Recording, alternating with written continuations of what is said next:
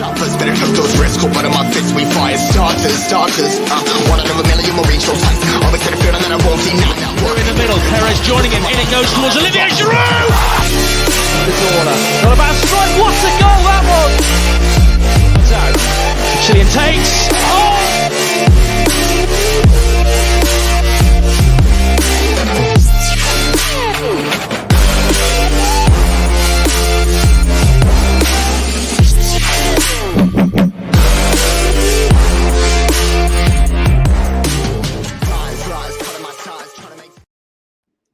Hello, people. Evening. Evening. Guess who's back in the building? I am back. I'm streaming. I'm so sorry. It's been such a long time, but we're here. We're ready. I'm ready for the podcast. I've never been more ready in my life to do a podcast. It's very exciting to be back, and I've been looking forward to it.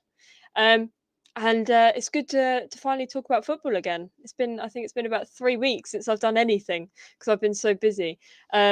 I have watched all the games, however, and I have been keeping up to date on everything that's been going on.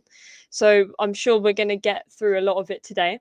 But first, if you're new around here, please hit the subscribe button and like button. We are on our way to 1K and the content is back, people. I promise it is back. Podcasts are back. Fan cams will be back and everything like that. So it's all back on course. We're all ready to go. And Jez, we're top of the league. We are top of the league going into international break. What have you thought about how we've been playing recently? Can we keep it up? Well, let's be fair. That game at the weekend against Brentford was one of the best performances I've seen Arsenal for a very, very long time. We totally bossed it. Tony was put into Saliba's back pocket and stayed there. And let's be fair. There's been some great performances this season. Yeah, really has, and I am impressed. And long may it continue. But yes, last weekend I was seriously bigging it up. I mean, Granit Xhaka. Who knew? Yeah. Who knew this guy? As he suddenly revamped himself, or as Arteta suddenly said, you need to do this to actually make yourself the player that you can really be. And yeah, you know my thoughts. Yeah. You guys in the chat know my thoughts on what Xhaka was about. And at this point in time, awesome. Very impressed. And long may it continue. I mean, people get critical about, you slag these players off, you slag those players off. Well, I slag players off when they are crap. Yeah. At this point in time, I think Granit Xhaka is seriously delivering the business. And I gave him man of the match last week. Seriously, I thought that guy, he was all over the park. He was in up front, that wonderful little flighted ball he gave to Jesus. That's class. He was in defence, he was in midfield. And I think he's found his ilk in the fact he's an attacking midfielder. When he's in defensive midfield role, he's vulnerable and he's basically dangerous to Arsenal. Yeah. The fact he gets caught out, he does rash decisions, and we know what happens. And we end up with playing with 10 men. But yes, Arteta, I've been bigging him up. He's not my favourite person. We all know the reasons why. But if he proves me wrong, if we're challenging for the title in April, May next season, I will be the first to say, Mr. Arteta, you've proved me wrong, and I shut my mouth. Yeah. But it's a long way to go, Gracie. Yeah, absolutely. I think on Xhaka, what happened? Like, what happened over the summer break? Because he's come back as a completely different player, completely different. I didn't think Xhaka even had that ability anymore at all. I just didn't think he had it. And he's come back and he's gone, do you know what? I'm going to prove everyone wrong, and I'm actually going to show up and I'm going to do my job, basically. And I don't know whether it's a tactical thing, whether he's trying in a different role, if that makes sense. He's trying a different role. He's more forward and he's more involved in like the playmaking, and it really suits him, to be honest. And it's really working well. And the whole squad on a whole seems to be working well together. You could tell that we missed Partey massively. When he went out on injury, he came back against Brentford, and I was like, thank the Lord, because our midfield looks so much stronger. And Saliba, what a player. Honestly, what a player. He's unbelievable. And the way he controls the ball, the way he's got a calm temperament. He's when he's pressurized on the ball, there's no panic. There's no Ben White panic from Saliba. It's straight to it, and that's what I like. He knows what he's doing. For a young player, he knows exactly what he's doing, where he wants to go next, and he knows how to defend well. And it's all gelling well together, and I like it. But as you said, there's a long way to go this season, and I want Arteta to prove me wrong massively. Like, I want it more than anything in the world, because that means we would win something. But at the same time, we're only, how many games in are we now? 7? Yeah. Yeah. There's still, you've still got a lot of games to play. And especially in this unprecedented season where you have a World Cup, that's going to present injuries massively. You've got to think, who's going to, if Saka gets injured or Ramsdale gets injured, they both play in the England squad. What are we going to do? What are we going to do? Put Matt Turner in goal? There's no one really to replace Saka because we got rid of Pepe. We'd have to recall him. That's another situation. And injuries is going to be a massive thing. And I'm hoping, if by Christmas we're still looking okay, I reckon we can get top 4 massively. If by Christmas we're still looking okay, there's no reason to say why we can't do it by then, I would say. But then there's still a long way to go. So I'm very mixed at the moment of what I think is going to happen this season. It's so up in the air because even what I'm seeing now is fantastic. But could this just be a 10-game stretch?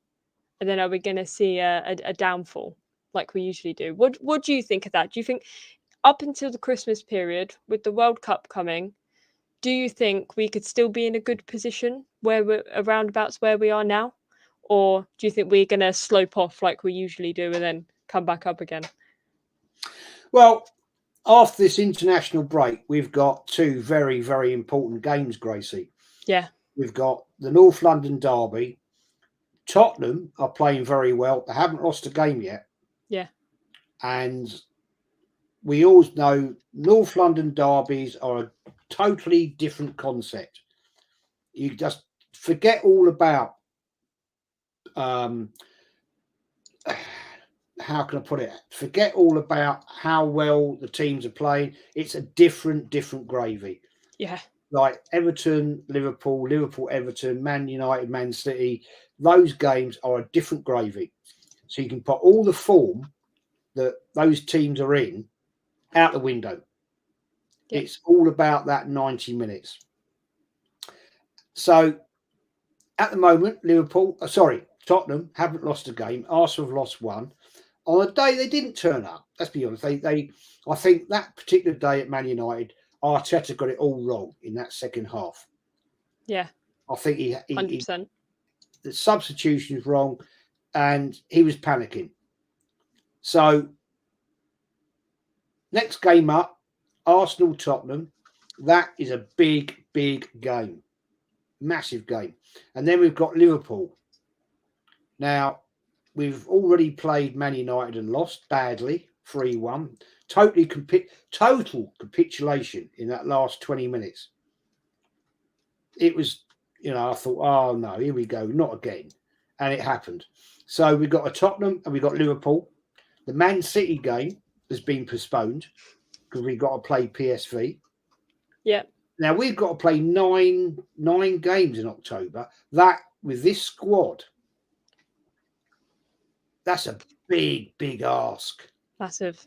A game every 3 days with this squad. And, I jokingly said the other night on my show with Lee and Kenny and Northside and Diesel, was that a piss take by Arteta bringing on the 15-year-old lad? Was that to say, well, we can beat you with anyone? I don't know. I mean, I don't know. It does seem a strange act to me to bring on a 15-year-old with 2 minutes to go. Was that a reaction to the Ivan Toney comment last season? Oh, a nice kick about with the boys today when they battered us. I don't know. It's an interesting view, but we have got a very, very difficult period coming up in October. Just looking at it now, we've got, as I say, we've got Tottenham. We've then got Arsenal at home in the Europa League. Then we've got Liverpool at home. Then we're away in the Europa League. Then we've got Leeds United away. The Man City game's been postponed. We've got Arsenal, PSV, and then we're away at Southampton. Now, we know what can happen at Southampton. Yeah. It can be a banana skin. Yeah? Yeah, massive. We've then got PSV, Arsenal, and Arsenal, Nottingham Forest. So we're into a pretty tricky period now. And this will show the absolute mettle of this squad. As you quite rightly just said, in those games, there could be a couple of injuries coming in there. Yeah, Jesus gets cropped. Oh, who have we got? Nketiah. Fine. Then he's going to have to come in and earn his $100,000 a month. And if we lose Saliba, for whatever reason, if we lose Partey again, who we know is injury prone, then it's a whole different ball game. No, definitely. And I think looking at the wider picture is important, because I've seen on social media in the past few weeks people acting like we've already won the league. And I'm not undermining anything this squad has done so far this season, because I could give nothing but praise. Apart from the Man United game, I'm happy with what has gone on. Now, addressing the 15-year-old coming on the pitch, see, I see it in two different ways, because some people will see it as it's a PR stunt, it's a reaction to a tweet, and this and that. But I see it as, you're giving a young guy an opportunity to. No, he might be a decent player. We didn't really get to see him much. He didn't come on for very long, and he didn't even touch the ball. But it's given a young guy an opportunity from our that's come up, or I think anyway, has come up, and he's given him a chance to a Premier League start. So I see it both ways. I can see how it can be perceived, but personally for me, I don't think it was that spiteful. If you know what I mean, I think that's a bit far-fetched to say that he just done it over a tweet. Like, those decisions are important in a game, even if there's a few minutes left and we're up. Anything could happen. Anything could happen. We've seen it before in football, and you just don't know. But personally, I don't think it was anything spiteful. And do you know what? The 15-year-old lad got his Premier League debut and became the youngest in Premier League history. So good for him, I think. It's an interesting thing to do. Yeah. At Brentford away, I could see it being done at the Emirates with 2 minutes to go at home. I mean, that young lad, he may be something that we know nothing about. I don't know anything about him. But it may be something that people are seeing in the Arsenal camp and saying, this boy is going to be superb. Yeah. To bring him on away at Brentford was a very interesting move by Mikel Arteta. Fair play and big up. And I hope he is going to be something very special. I don't know. I've no idea about the guy. Never heard of him before. So, yeah, interesting point. Yeah. We're going to move on. I'm going to get through some of these comments, actually, because they are flying in. You have to bear with me, people. It's been a while. I'm trying to get back in the groove. But where are we? Where are we at? Let's go with, there was a thing up here. Bit off topic. But it's about Strictly Come Dancing. I'm glad you're on now, Grace and Jez, because the load of crap, Strictly Come Dancing on now, and can't be watching that. I'm going to watch it. And do you know why I'm going to watch it? For one reason, because the legend himself, Tony Adams, is on there, and I want to see if he can dance. So, you know what? I'm going to watch it as a rare exception. I don't usually watch it. I'm not really interested in dancing, but just because the man himself is on there, I'm probably going to watch it for the laugh and to see if he can dance. Football skills, dance skills, who knows? Who knows? Saliba was already an Arsenal player. Out of signings we made in the summer, only one has made a difference. That's Jesus. Summer activity underwhelming. Until Zinchenko got injured, I think it was working well, and I hope we're going to see him back soon. But then again, I like Tierney on the pitch. But can we, if any of our midfielders get injured again, Zinchenko can go in the midfield. I really want to utilize Zinchenko, and I want him on the pitch. But at the same time, you don't want to lose Tierney. Now, if you could pick between the two, who are you going for? Is it Zinchenko or is it Tierney? Like, it's a hard decision. I'd like to see Zinchenko in midfield, along with Tierney at left back. I think those two would link up exceptionally well. We know Zinchenko can play left midfield, defensive midfield. So, yeah, hope he's back soon. I'd like to see that combination. And, I really like Tierney. The guy getting forward. I'd like to see more of the fact of Ben White doing that to help out Saka.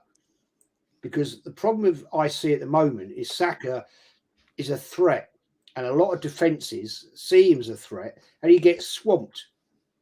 Yeah. If Ben White got forward more, he would drag a defender or two out away from Saka, but he doesn't get far enough up the field. Tomiyasu does and makes a difference. So that's what I'd like to see more of Ben White. Maybe the tactics from Mikel says he wants him to hold back a bit, right, so he doesn't get caught out. I don't know. It's just a thought. But yeah, I'd like to see a link up on that left with Tierney and Zinchenko. Yeah, I think they'd work really well together. I couldn't agree more. Just as a comment here, Arsenal versus Spurs ladies teams have sold over 50,000 tickets for the match. That's incredible because that is history. I did want to go, but it's a bit difficult timing wise because I'm very busy around that time, unfortunately. But that is just such an incredible achievement, and I have been watching a lot more of the women's football, and we have some fantastic players, and it is good to watch both teams as well and support both, because I want to support the club on a whole. Before I'll kind of look into it, but the more and more I watch, the more interested I am in both teams as always. So fantastic achievement that. Tony will be used to putting his arm up when he dances, had it permanently at Arsenal. Oh, it's going to be funny. Very funny. Gracie, can you check if Thomas Partey has picked up an injury during a warm-up for his country? I don't know.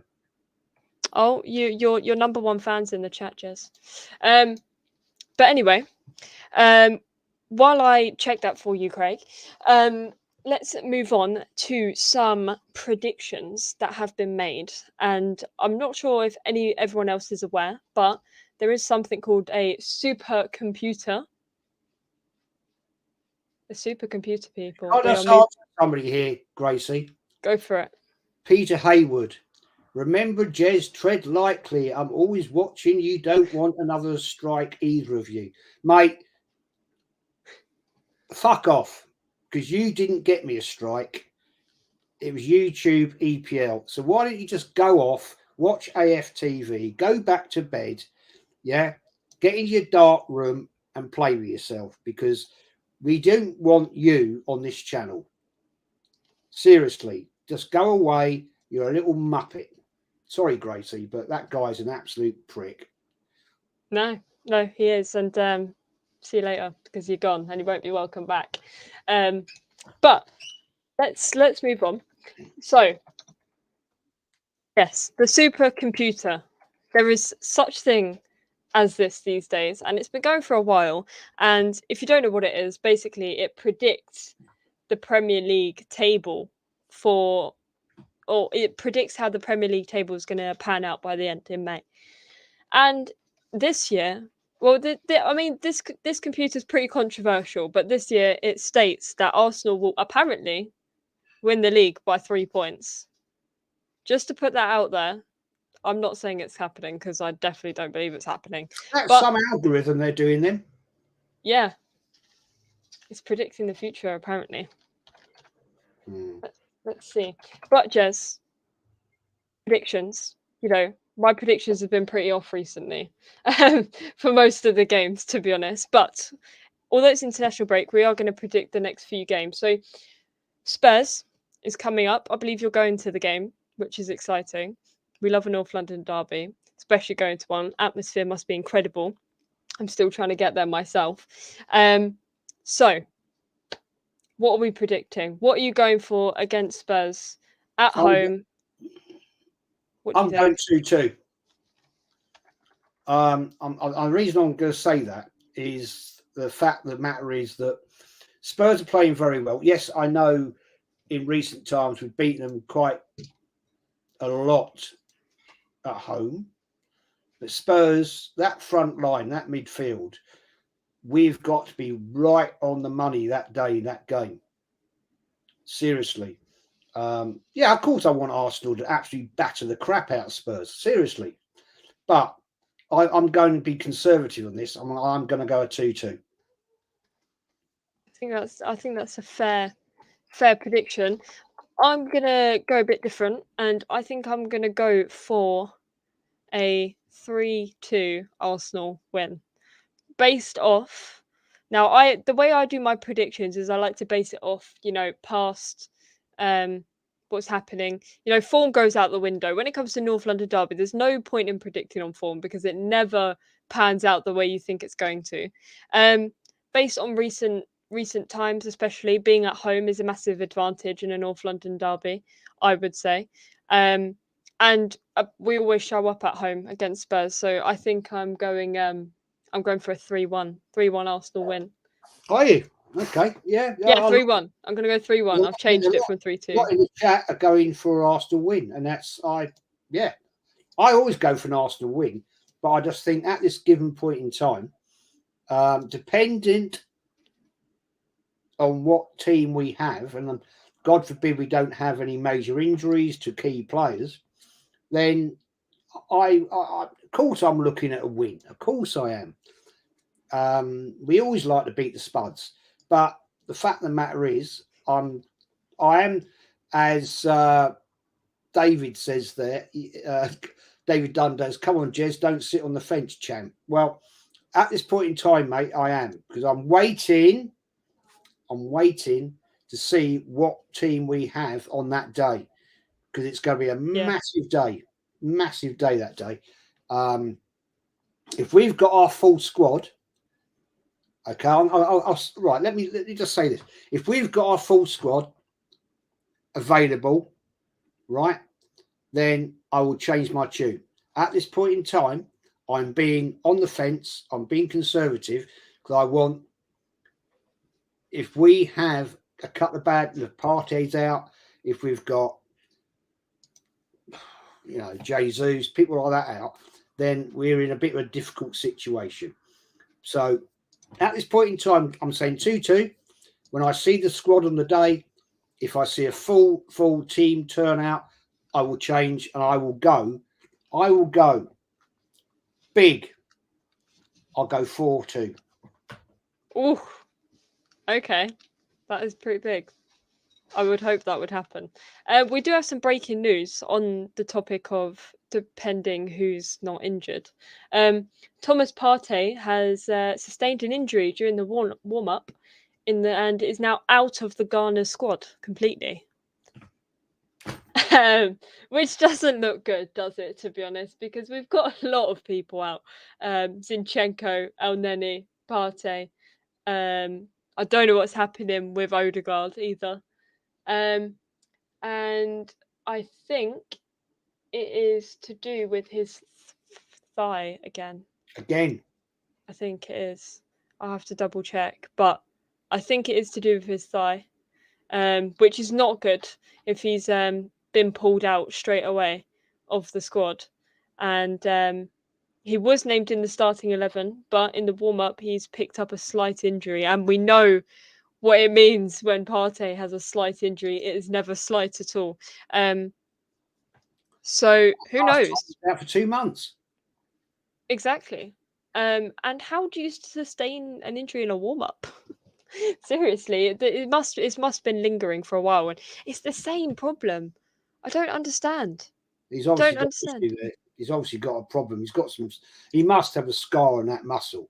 Yeah. That keeps causing him grief. I mean, the other day, who's it? Gabriel. He got a slight injury in warming up. Yeah.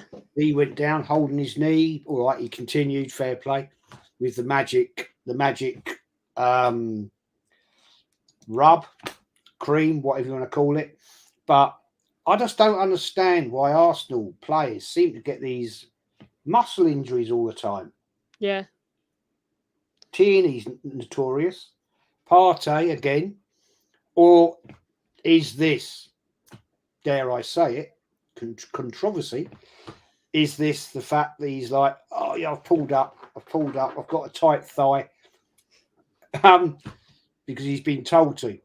Yeah, it's odd. It is very odd, especially when playing for Norpan here. Asked what he was doing. It's for an international game, and he was named in the starting 11, but he's now not, and he it looks like he's going to be pulled out of the Ghana squad. So that doesn't look promising, but hopefully we'll get an update soon. But seriously, these injuries are going to cost us, and we have to try stretch out till January, really. In January, Jez, we've got to do something, right? We have to get a midfielder. Like, I don't care if we don't get anyone else but a midfielder, because we need a midfielder. Like, I would sacrifice anything else in the squad because midfield is a problem. We can't be relying on Lokonga. You know, El Neni's injured. Usually I'd be like, okay, we have El Neni. It's not terrible.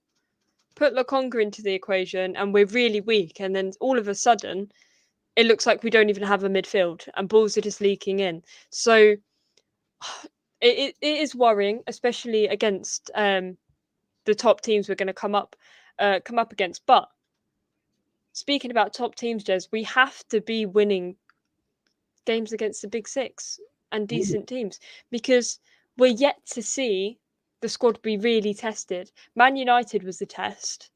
Spurs is going to be even more of a test. So it's all, can we, what goes wrong? What goes wrong against big teams? Because we can look absolutely fantastic, and then all of a sudden, it's like the pressure gets to us and we drop.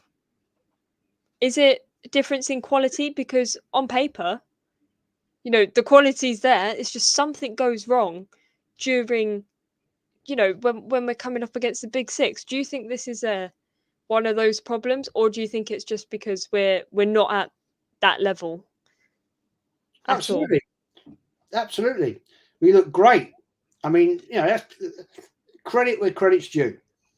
Arsenal beat Brentford away and beat them 3-0 for the first time. That's the biggest loss in 10 years at their ground.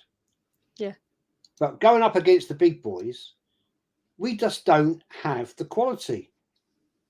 We don't have the depth. And dare I say it, before you just made that announcement about Partey, that's the case in point. If he's out, if it's a genuine injury again, he could be out for another 2 months. Yeah, easily. So we're now going through October, November, the World Cup period. We're coming into the Christmas time. And then we're looking in the January transfer window to buy a couple of players. Now, we know how notoriously difficult it is to buy class players in January. Okay, yes, we bought Aubameyang. Yes, okay, fair play. But we need to develop that midfield. Yeah. We don't have the depth of quality. If we've got Partey out, if we've got Odegaard out, if we've got El Neni out, right? Who the hell have we got? Literally. Seriously. And this is where Edu and the transfer committee, whoever they are, Arteta, Vinay, have failed again. Yeah. They got Jesus, they got Zinchenko, they got unknown players that really were they worth having from America? I don't think so.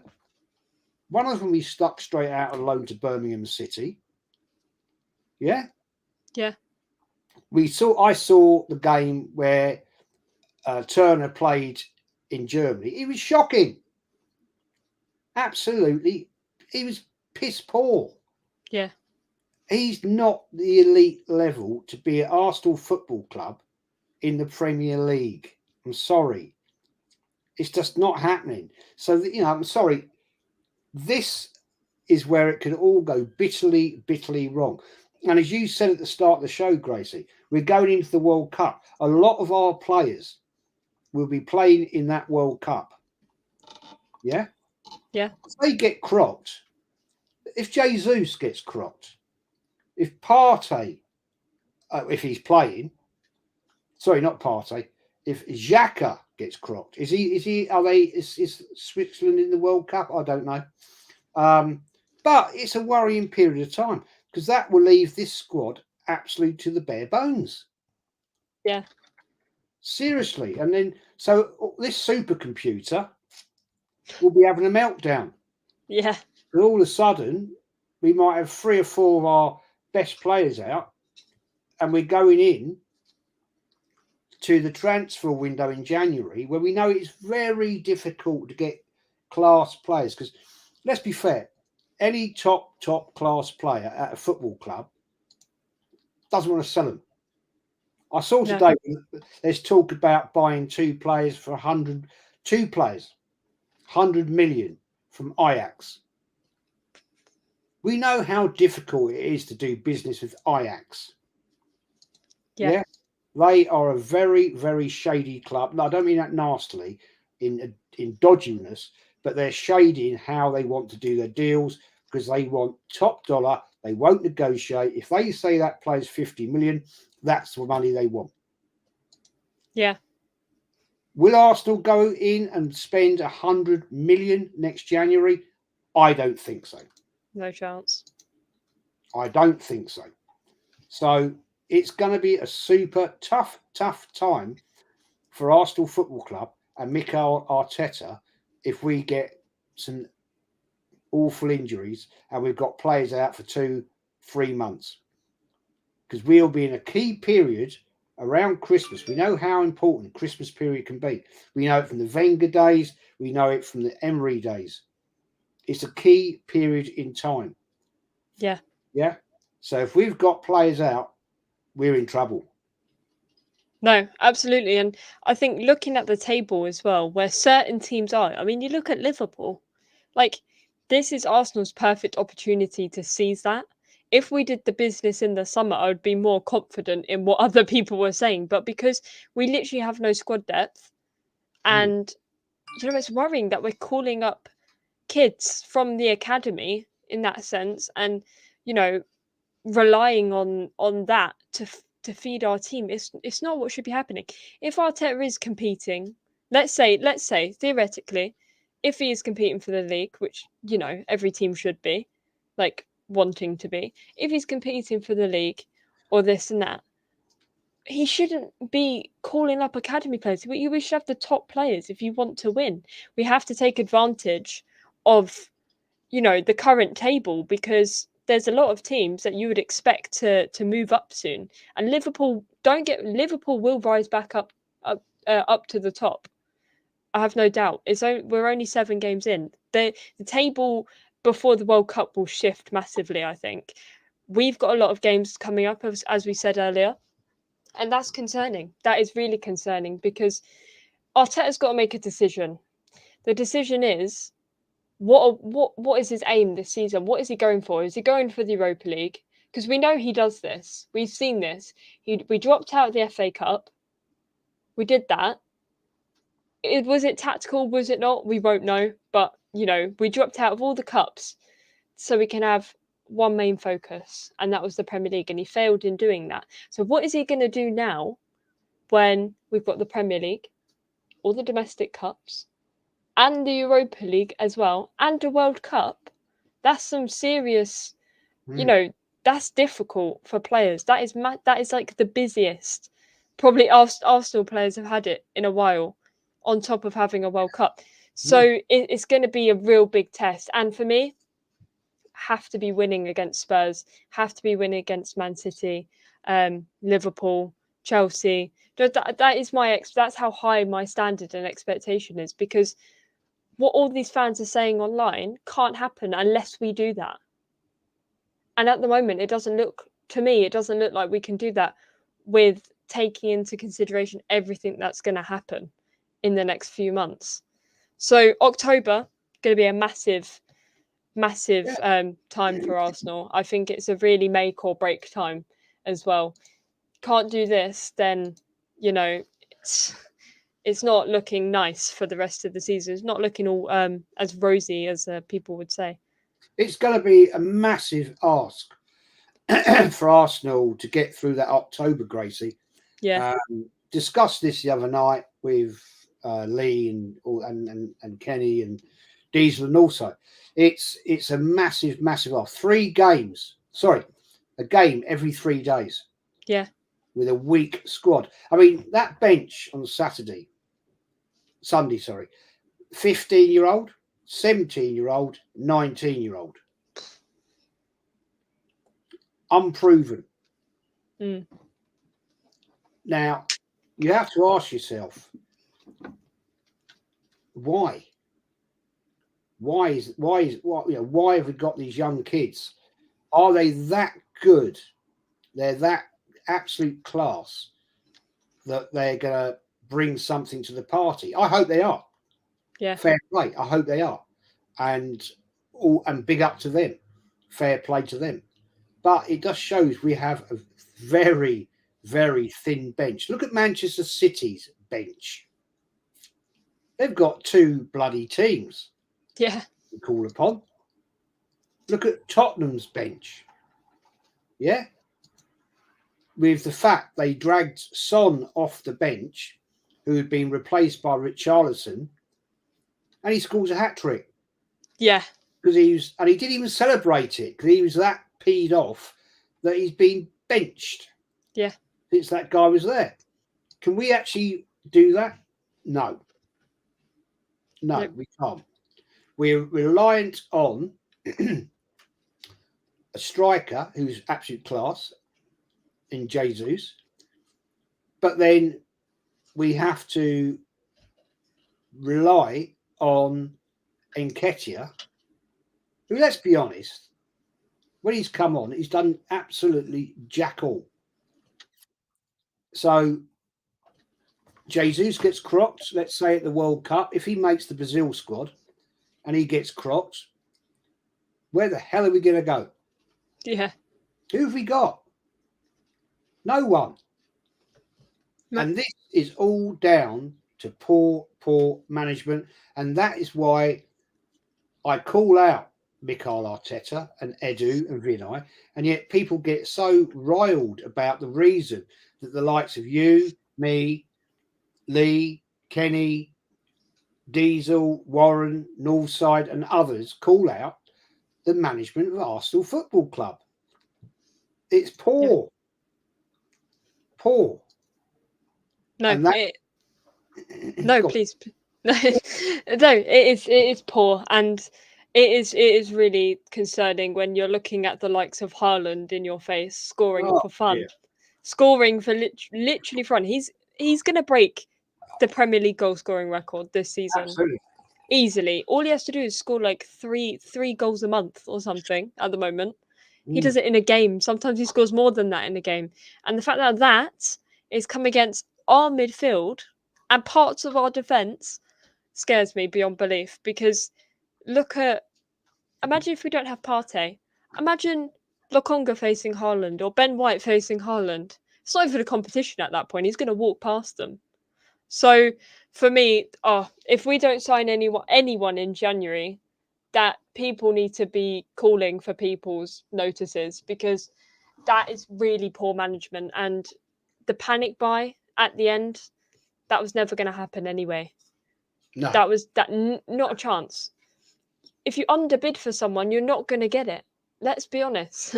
And Douglas Luiz, he may have wanted to come for Arsenal, but you don't walk into a shop and see something for the price and then pay under that and expect to get it.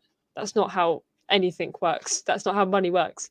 But for me, as I was saying, as we've both said, it's going to be a trying month, and we need to enjoy this break while we can, because I know it's going to get intense for us after this period. And just everyone in the chat, all the Arsenal fans out there, take your time to relax, because your heart level is going to be raised this month multiple times, and it's going to be a really trying month. And I'm hoping that we won't get any injuries, but I guess we'll find out after international break as well. We can't forget something could happen there as well. So it's going to be interesting. We are going to wrap it up. It's a bit of a short one tonight, because it is Friday night, and I just wanted to get something out there with you, Jez, and get back out there and start producing content again. There is a lot of things in the works. I am trying to work around my schedule at the moment and create a different schedule. So I'll let you know when that comes out. And but we're back. There will be the podcast each week still, and there will be fan cams when the game comes back. Jez, thank you for coming on. As always, it's always good fun, and I'm sure we'll get back to our watch-alongs soon as well. When we're both available for a game, we definitely can't do the North London derby, but after that, we can see what's going on, and it's exciting. But Jez, please shout out your amazing channel that everyone loves. Arsenal history and more. Everything Arsenal. I haven't done any history stuff for quite a bit. I am going to be doing one tomorrow.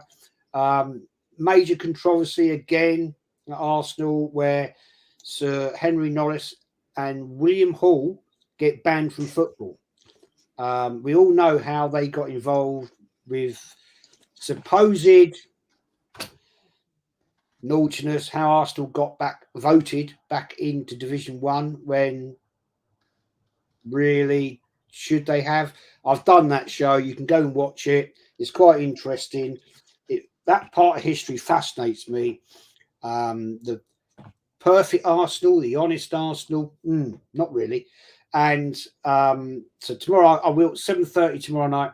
I'm doing the Sir Henry Norris, William Hall controversy, and it's quite an eye opener. I can tell you that one. And probably next week, because we've got no Arsenal games, I'll be doing maybe 2 or 3 history stuff, and we'll go from there. Excellent. Sounds amazing. People, please go over and subscribe, and please, if you want to, if you enjoy the content, please, if you don't want to, don't, because we don't need any negativity on this channel, because I'm ultra positive. Please hit the like button. Please subscribe. Turn notifications on. We're hitting close to 1K. And as I said, I will be keeping you guys updated either through videos, or if you go onto my channel and you go onto the community tab, often I do post things on there, little updates, so you can know what's going on, know when things are happening. I try to keep that as updated as possible. I do have Twitter. I don't really use it. You can find me on there. You'll be able to find it, but you know, Twitter's a horrible place to be, so I wouldn't advise it to anyone to go on there. But as always, win, lose or draw, Arteta out. Victoria Concordia Crescent.